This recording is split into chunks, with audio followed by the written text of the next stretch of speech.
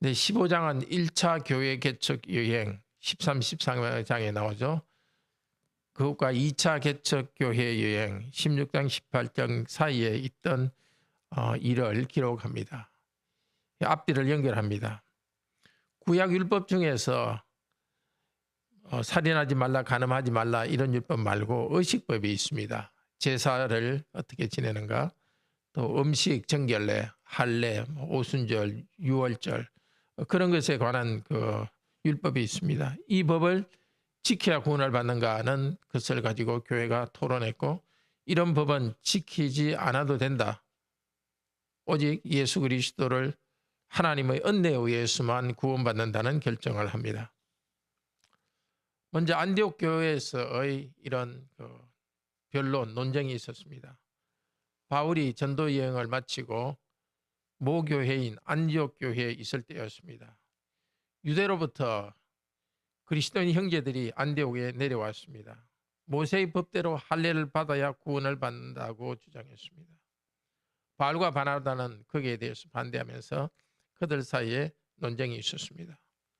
그래서 안디옥 교회는 바울과 바나바를 대표로 예루살렘에 보냈습니다. 교회가 공식적인 입장을 결정하기 위해서입니다. 바울과 바나바는 예루살렘에 도착하여서 교회의 환영을 받았습니다.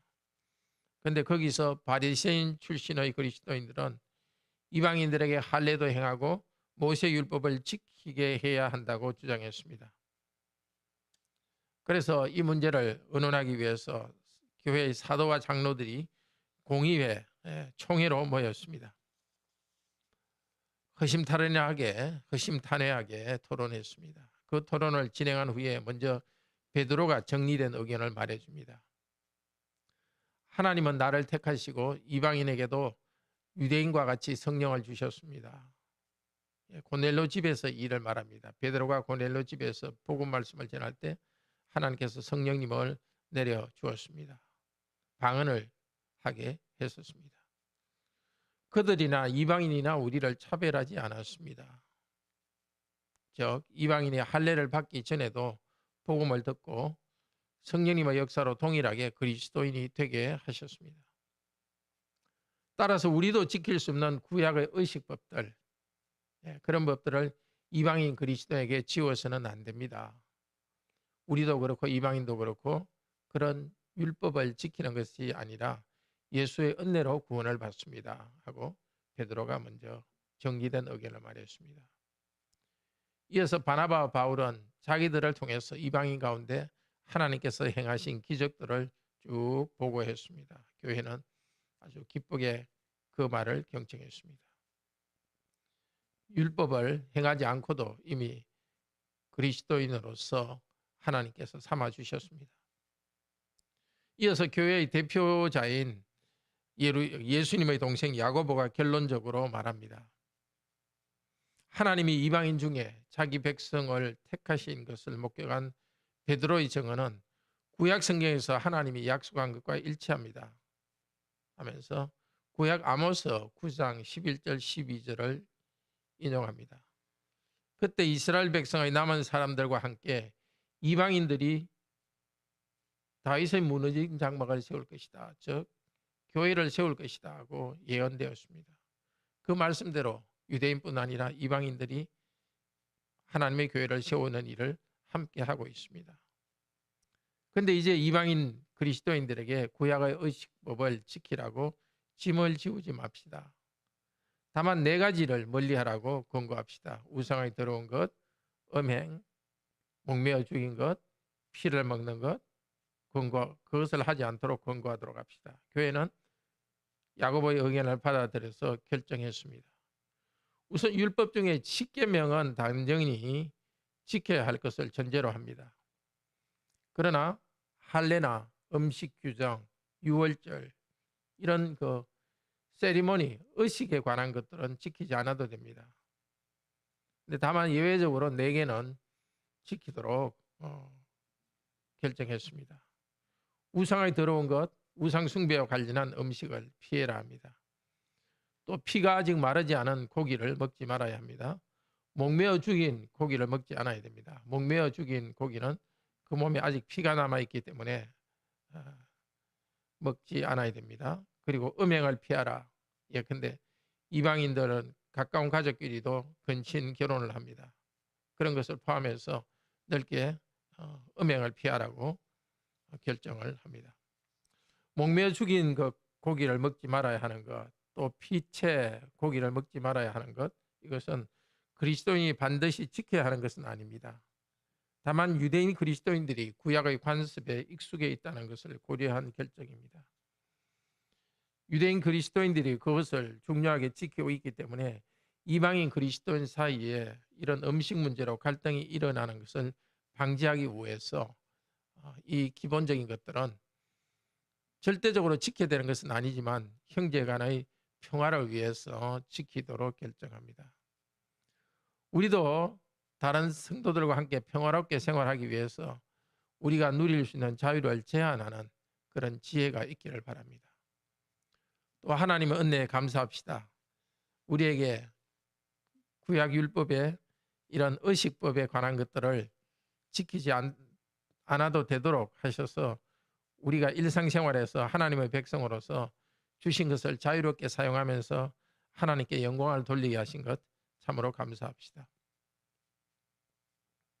이런 그 결정, 네 개를 피하라는 이런 결정은 이제 시간이 지나면서 자연스럽게 지키지 않아도 되도록 교회 역사를 통해서 변했습니다. 물론 우상에 참여하는 것이나 음행은 금지해야 됩니다. 그 외에 피채 음식을 먹는 것, 이것이 이제 유대인 그리스도인들이 그것을 계속 중요하게 생각하지 않기 때문에 유대인 그리스도인들이 그런 것들도 에 대해서 매이지 않게 되기 때문에 지금 이 시대에는 이것을 지키지 않아도 됩니다. 그래서 우리 순댓국도 맛있게 먹고 그렇게 하죠. 자, 예루살렘 교회는 유다와 신라를 안디옥 교회에 파송하여서 이 결정을 통지했습니다. 결정 사항을 알리는 편지는 사도와 장로된 형제들은 이방인 형제들에게 문안하노라 이렇게 시작합니다. 예루살렘 교회의 사도들이 이방인 교회와 성도들에게 군림하지 않고 형제로서 하나님의 뜻을 전합니다. 그리고 성령과 우리는 이렇게 결정해서 전한다고 말합니다. 성령님의 뜻을 따라서 전달하기 때문에 그들은 참으로 겸손하게 결정을 알려줍니다. 또 자기를 낮추는 그 겸손 속에 성령님의 위로가 있습니다. 예루살렘 공의의 결정 과정은 지금까지도 모든 교회의 결정에 모범이 되고 있습니다. 먼저 의견을 제출합니다. 그리고 교회가 만장일치로 결정합니다. 안디옥 교회는 이 편지를 받고서 위로받고 기뻐했습니다.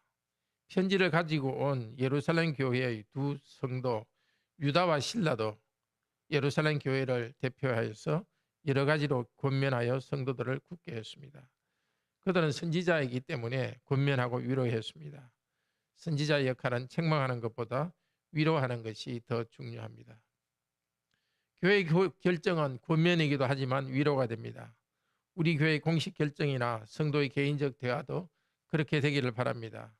서로가 살아가야 될 길을 권면하고 새로운 힘을 공급하는 위로가 되기를 바랍니다. 바울과 바나바는 안디옥 교회로 돌아와서 그 다음 2차 교회 개척 여행을 계획합니다. 그런데 바나바는 마가 요한을 데리고 가자고 제안했습니다. 바울은 반대했습니다. 왜냐하면 지난번 1차 여행 때 마가가 같이 가다가 중간에서 떠나가 버렸기 때문입니다. 그 문제를 두고 바울과 바나바는 심히 다투었습니다. 그래서 두 사람은 갈라서기로 했습니다. 함께 사역하지 않고 다른 곳에서 사역하기로 했습니다. 바나바는 마가와 함께 자기 고향 구브로 섬으로 가서 교회를 섬기는 일을 계속하고 바울은 신라와 함께 육로로 전에 개척했던 교회를 방문합니다. 자, 이들 사도들도 참 연약한 면이 있었습니다. 다툼이 있었습니다. 그러나 미움으로 나가지는 않을 것이 분명합니다. 사도들은 또 우리들은 구원과 신앙의 기본적인 면에서는 만장일치했고 그렇게 해야 됩니다. 그러나 누구와 교회를 섬기는 일을 할지는 합의가 되지 않을 수 있습니다. 그럴 때는 의견이 다를 때는 서로를 인정하고 각 사람이 자기의 소신대로 분리하여 갈 수 있습니다. 물론 나중에 바울은 바나바와 마가와 사랑을 회복하고 동력자로서 존중하며 일하게 됩니다. 형제자매 여러분, 교회는 의견의 차이와 논쟁 가운데서 성령님의 인도를 받으며 성장했습니다. 구원에 관한 기본 문제에 대해서는 교회가 하나의 일치된 결정을 했습니다. 오직 은혜로 구원받는다는 복음을 선포했습니다. 오직 은혜로이기 때문에 구약의 의식법을 지켜야만 구원받는 것은 아닙니다. 물론 유대인 그리스도인들은 구약의 의식법을 원하는 대로 지켜도 됩니다. 그렇지만 모든 성도들이 의식법을 지켜야 구원을 받는다는 것은 성경의 하나님이 가르치는 원리와는 일치하지 않습니다. 교회는 유대인 형제들의 연약함, 그것을 위해서 이방 교회도 목매어 죽인 것과 피채 먹는 것, 이런 것들을 하지 않도록 결정했습니다. 은혜로 구원받는다는 복음 안에서 이방인과 유대인들이 함께 그리스도 안에서 평화롭게 살기 위해서 한 교회로 성장하기 위해서 이방인 교회에 약간의 힘을 지었습니다. 교회가 하나된 교회로서 성장할 가르침의 기초를 놓았습니다. 우리도 본질적이지 않은 일은 다른 성도들의 필요에 맞춰주는 사랑을 실천합시다. 사역자들은 또한 구체적인 작은 문제에 대해서 서로의 의견 차이를 인정했습니다. 서로 다른 지역에서 교회 설립 활동을 했습니다. 이후 16장부터 이방인 지역에서 교회는 그리스도의 은혜 안에서 성장하고 새로운 지역으로 확장되었습니다. 우리 교회에서도 모든 결정이 하나님의 말씀과 성령의 인도로 이루어지기를 기도합시다. 자유롭게 자기 의견을 말하고 겸손히 결정하는 것이 서로에게 기쁨과 위로와 격려가 되기를 바랍니다. 기도합시다. 자비로우신 하나님, 오직 은혜로 구원받게 하셔서 감사합니다. 구약율법에서 정한 할례나 음식 규정을 지키지도 않아도 되게 해주셔서 우리에게 자유를 주셔서 감사합니다. 복음 외에 어떠한 짐도 우리 자신이나 다른 사람에게 지우지 않게 하소서. 그러나 다른 성도들을 위해서 내가 누릴 수 있는 자유를 제한할 수 있는 사랑의 사람이 되게 하소서. 오늘도 기도 가운데 회개하며 저희들이 새롭게 변화되게 하소서. 그리스도께서 재림하셔서 하나님 나라를 온전히 이루실 그날까지 우리들이 매일 거룩한 사람으로 변화되고 그리스도의 형상으로 닮아가게 하소서. 오늘도 우리의 기도와 소원을 들으시고 응답해 주소서. 건강과 물질과 이 땅에 필요한 모든 것도 공급하여 주시고 무엇보다도 하나님을 아는 경건함을 저희들에게 공급하여 주시옵소서. 이 새벽 기도 시간에 저희의 소원과 기도를 들어주소서. 주 예수 그리스도 이름으로 기도드립니다. 아멘. 은혜로운 기도 시간 되기를 축복합니다.